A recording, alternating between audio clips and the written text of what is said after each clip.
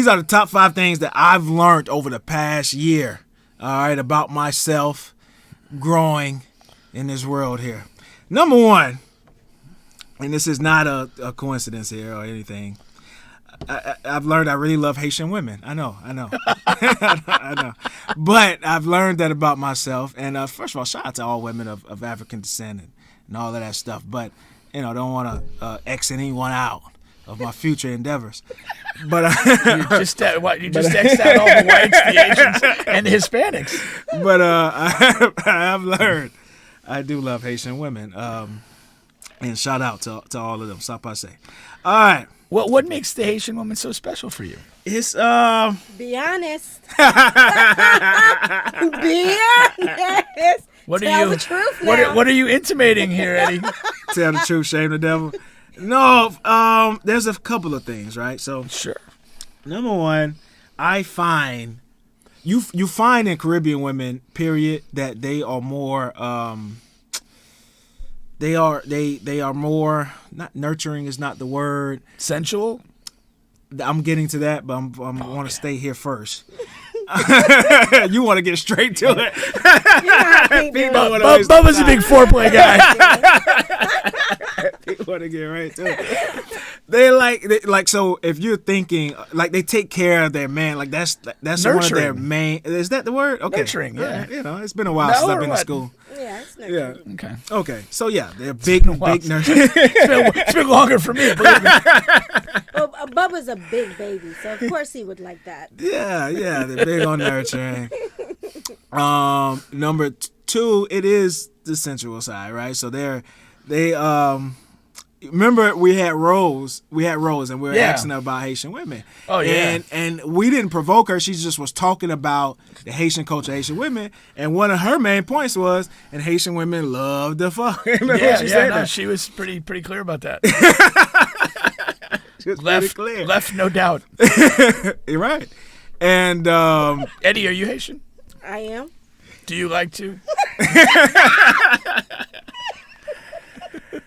Right, and so you have that part, but a lot of women like to, but it's just it's different in that culture and how they make you feel and all of that great stuff. All right, so we got that. Okay, another one is I found out literally just as over this past year, it's okay to say no. No. It's okay to say no to family and friends. Like people will live and still love me. You know what I mean? Like so we got this thing where my family and friends, that particular network there, they'll just randomly send Cash App requests. And sometimes I haven't heard from these people in months. And for some of these people that's watching, that's just the way it's been, right? So there's no indifferent here. But I would always send, I would just send whatever, $20 here, $50 here, $100 here, whatever. But what they don't know is just 20, 25 other people that's requesting this. They think they're the only one that's having in that moment, right? But I'm sending anyway.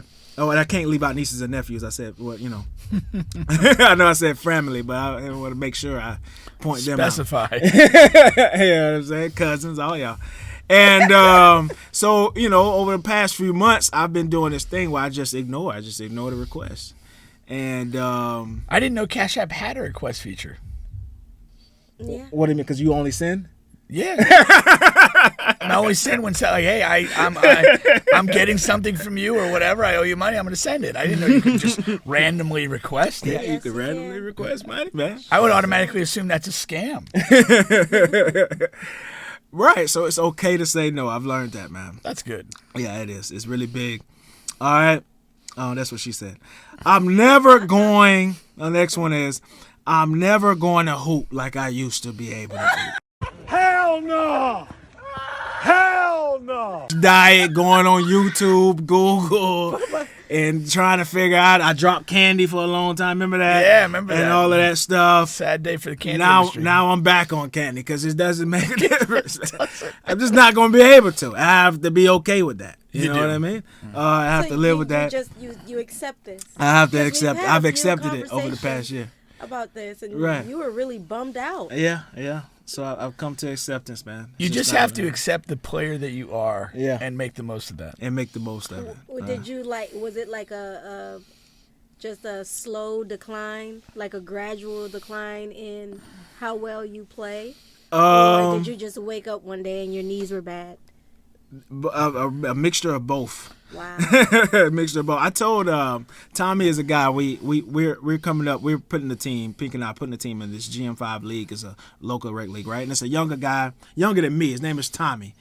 And I asked Tommy how old he was. He's about 29, 30. And he's playing really well right now. And I said, okay, you got a couple of years left. He's like, man, no, I got 10. I got 10 years left. I said, no, it don't work like that, man. I said, you want to cherish this moment you're in right now. Because you got a couple of years left at this height that you're at. And then you're just going to wake up one day and it's just not going to be like that. But see, it doesn't really happen like that. It depends. For me, There's- I had a major injury. Yeah, well, So- if you have a major injury. But, like, more often than not, what happens is like, you'll have a bad day. And then oh, man, I just had a bad day. You know, you may play a little better next time. I'm getting it back. And then you maybe have another bad day. And it's like you kind of, initially you try to just dismiss it as one-off bad day. Mm-hmm. And then, like, you kind of start to play with yourself and, like, you string too many of those together. And then you try that and you realize that doesn't really matter either. And then you're in full decline. No, I had a friend of mine. This guy was an incredible player. Played Division II basketball. Played overseas. 51 years old. He can still dunk. And Wow. But he always would say this to me. He goes. I'm no longer playing to get better. I'm only playing to slow the decline. And that's where you and I are. Yeah. Like that. You stay active enough so that the bottom doesn't fall out and you just can't do a damn thing. Yeah. But you no longer have the capacity to get better. Those days are that's a beyond. great point. Oh, it's great wisdom, man. Great It is. wisdom. It is. Wow. So we can't credit you. We have to credit the other guy. I did credit the other. No. I'm not the sort of guy that goes around taking credit from other people. The great Tim Larson. I'll even say his name on air. Number 4 here, man. People on social media are just dumb. Be nice. Let's be nice. We don't have to go there. I mean, you're not wrong, but you didn't have to say it. I mean, good Lord. Like the average human being Yeah. is so fucking stupid. They're literally a danger to themselves and others. Like, that's just where we are with people. And so, like, that's why when people die, like, I usually don't get upset. I'm like, this might be a societal win. Like, this person was probably an idiot. If we're just doing raw numbers here, Yeah. most people are fucking stupid. Yeah. So when most people die, we've just lost an idiot. But listen, my point to the social media though is because I used to get wrapped up in a lot of arguments, and just senseless arguments that doesn't make any sense. It's not going to go anywhere. People are if you can make all the great points you want, they're never going to see it your way or try to see it your way. Just know people are dumb. You can move on. Some of the recent things, you got the 50 Cent over Lil Wayne in the verses. That's just fucking dumb. 50 I'm Cent not and going to Lil waste Wayne. my time and energy as bad as I want to. And I really wanted to just get in there and give those people all I had in these comments. It's just all right, man. People are just Wait, fucking you dumb. said No. 50 Cent and Lil Wayne? In a verses, right? It doesn't even make sense. I know. And then before that, it was you go to Trump for president. It's dumb Let's people. not go Before that, you had 2 girls in a cup. It's just. Oh, my God. People are just. Well, fucking who dumb on argues about social 2 media. girls, 1 cup? No, seriously. There's no argument there. It just is what it is. All right, the next one, man. What, man? Well, no, here's another wise quote. Like, Go ahead. if you are arguing with an idiot, anybody looking at it from a distance doesn't know who the idiot is. Yep. And you have to put that in context. But see, okay, here's one thing. Do you find yourself, having learned that in the past year, do you just, like, stay away from certain people who are just so stupid it's almost unavoidable? Oh, Hell yeah, yeah. man. Yeah. You got I to. think it's good for your mental health Yeah. to Yeah. just kind of get away from people that are just so consistently dumb. Yeah. Or are just want to argue. Yeah. Yeah. Because they could be intellectually smart but emotionally dumb. Like No, just for a sure. Low I suppose so. emotional IQ. Yeah, I'm in grad school. Yeah. And it's Well, like how does A+ an students. emotionally dumb person, like, what is They're their, just erratic. No, in but behavior. what is their, how does that manifest itself in an argument or debate? I'm curious. Circular conversation. There's no conclusion. It's just like a revolving door argument. You say something, and they don't even process what you've said because they're just waiting on their chance to attack. Okay, so they really don't stand on any particular position. They just kind of No. run around, and it's pointless to argue with them. Yes. Okay, I can. Very pointless to argue. It's like you're talking to a brick wall. Yeah. See, I don't equate that as emotional stupidity. I equate that as intellectual stupidity.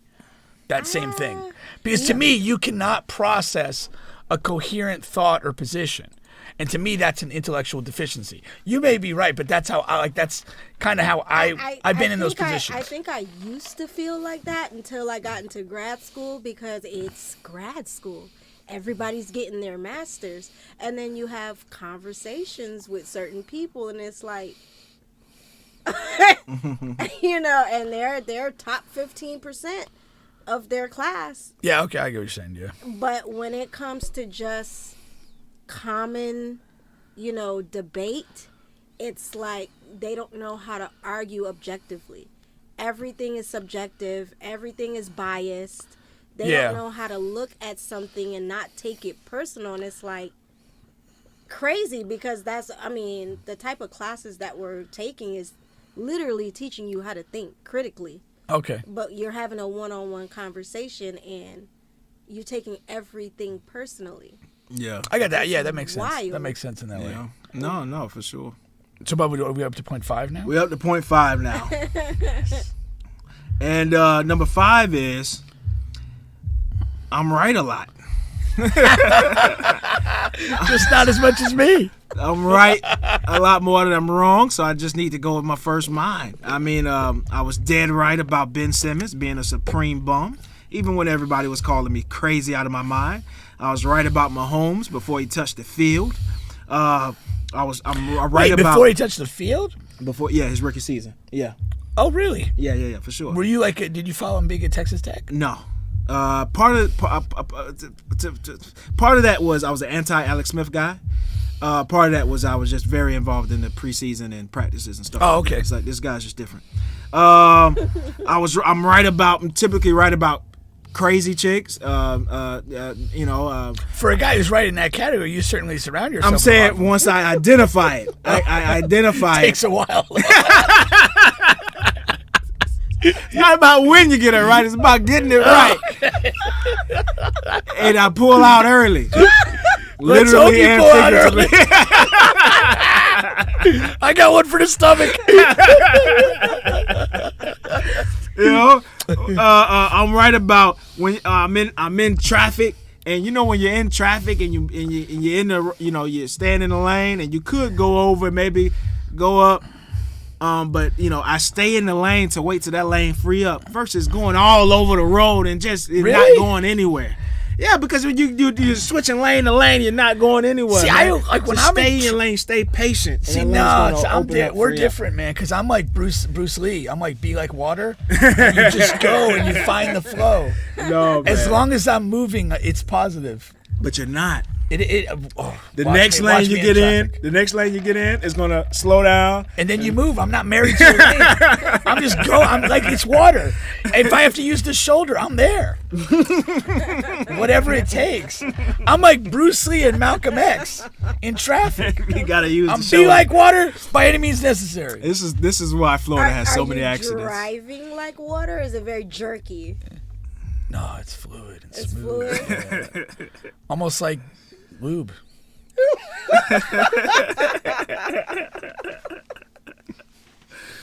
Oh my gosh. But yeah, that's my top 5 things I've learned. Oh, and a bonus here. Bonus lesson. There's a bonus. This bonus is actually a saying that I remembered about a month back from college.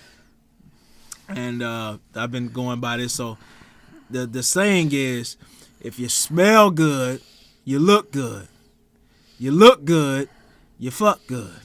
You fuck good, you show up, then all you gotta do is blow up. Wow. That almost sounds like a Dion thing.